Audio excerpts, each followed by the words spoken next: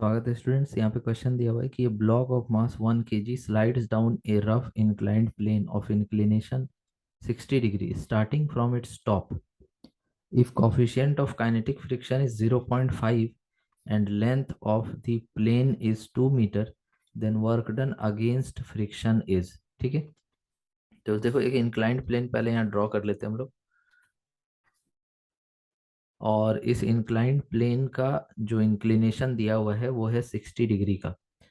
एक ब्लॉक भी यहाँ पे रखा हुआ है। तो ये जो ब्लॉक है ये यहाँ से स्लाइड करेगा नीचे की तरफ। स्लाइड करने का रीज़न देखिए क्या है। सबसे पहले तो इसका जो वेट होगा वो डाउनवर्ड लगेगा। इस वेट का दो कंपोनेंट होगा, एक इस तरफ परपेंडिकुलर टू द प्लेन और एक इस तरफ पैरेलल टू द प्लेन। ठीक है, तो इधर आप लिखेंगे mg। ये भी 60 डिग्री होता है, आपको पढ़ाया गया था। तो ये हो जाएगा mg cos थीटा और इधर हो जाएगा mg sin थीटा। अब इसमें से कुछ फोर्सेस और हैं जो आपको यहाँ पे लगाने हैं। एक फोर्स होगा जो परपेंडिकुलर होगा सरफेस के, जिसको हम कहते हैं नॉर्मल फोर्स। और एक फोर्स और होगा जो होगा पैरेलल। फ्रिक्शन वाला फोर्स किधर लगेगा? पीछे लगेगा, क्योंकि फ्रिक्शन इसको मोशन को अपोज करेगा, तो फ्रिक्शन इस तरह से लगेगा F। ठीक है, अब यहाँ पर हमको ये देखना है कि mg साइन थीटा का वैल्यू कितना है, फ्रिक्शन का वैल्यू कितना है। तो पहले फ्रिक्शन का जो वैल्यू है वो देख लेते हैं। फ्रिक्शन का वैल्यू होता है म्यू एन, ये होता है मैक्सिमम वैल्यू ऑफ फ्रिक्शन। तो n किसके बराबर है? देखिए n जो है वो इससे बैलेंस्ड है, mg cos 60 से। So mu mg cos 60, n की जगह पे क्या लिख दिए? cos 60 degree. अब जो म्यू का वैल्यू दिया हुआ है वो 0.5 है, m 1 है और g का वैल्यू 10 है। cos 60 मतलब हो गया 1/2। तो ये आ जाएगा 2.5 जूल। ये आ गया आपका फोर्स ऑफ, सॉरी जूल नहीं, न्यूटन। सो ये आ गया आपका फोर्स ऑफ फ्रिक्शन। ठीक है, अब हमको देखना है कि mg cos 60 का वैल्यू कितना है। तो m का वैल्यू है आपका 1, g का वैल्यू 10 और साइन 60 होता है √3/2।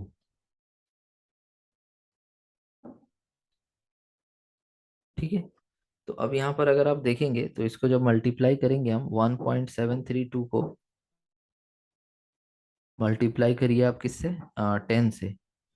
और फिर डिवाइड करिए इसको 2 से, तो ये आ रहा है 8.66। तो इससे ये पता चला कि जो mg साइन 60 है वो आगे पुश पुल करेगा, आगे ले जाएगा ब्लॉक को। और फ्रिक्शन का मैक्सिमम वैल्यू 2.5 हो सकता है, मतलब यहाँ रुकने का तो कोई चांस बन ही नहीं रहा है। फ्रिक्शन का वैल्यू है 2.5, तो रोक पाएगा? फ्रिक्शन लग के नहीं रोक पाएगा, मतलब ये ब्लॉक आगे जाएगा। और ये ब्लॉक कितना आगे जा रहा है? 2 मीटर आगे जा रहा है। और हमसे पूछा work done against friction. So work done against friction हो जाएगा force into displacement into cos theta. Theta यहाँ पर फोर्स के बीच का और डिस्प्लेसमेंट के बीच का एंगल है। देखिए डिस्प्लेसमेंट इस तरफ हो रहा है एस या डी जो भी है, तो यहाँ पे आपका फ्रिक्शन कितना है? 2.5। और डिस्प्लेसमेंट कितना होगा उस तरफ? 2 मीटर का। और कॉस थीटा में आपको कॉस 180 डिग्री लिखना है, बिकॉज डिस्प्लेसमेंट इधर होगा और फ्रिक्शन इधर लगेगा। तो इनके बीच का जो भी एंगल बनेगा ये 180 बनेगा। कॉस 180 होता है -1।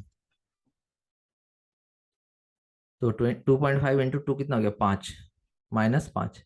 अब ये -5 है, आप बोलेंगे सर ऑप्शन तो मैच हो नहीं रहा है। ऑप्शन ये मैच होगा बिकॉज आपको यहाँ पर जो ग्रेविटी है उसका वैल्यू 9.8 लेना है। तो 9.8 जब आप लेंगे तो ये 4.9 और 5 दोनों लगभग सेम है, तो यही आंसर इसका हो जाएगा। नेगेटिव यहाँ नहीं लेना है बिकॉज केवल मैग्नीट्यूड की बात करी गई है। तो यहाँ पे 4.9 जूल या फिर 5 जूल भी कह सकते हैं, दोनों अप्रॉक्स सेम है।